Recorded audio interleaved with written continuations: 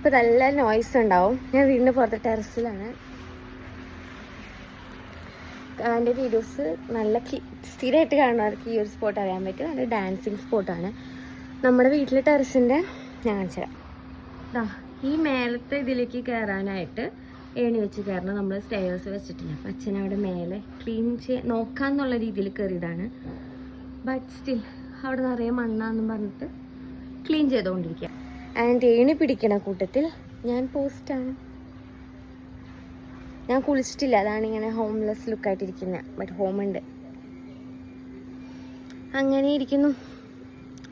But ഇവിടെ നിന്നുള്ള view അടിപൊളിയാണ്. ഇങ്ങനെ വന്നിട്ട് ഈ ചൂട് സമയത്ത് ഇപ്പം നല്ല മഴയൊക്കെ പെയ്തു.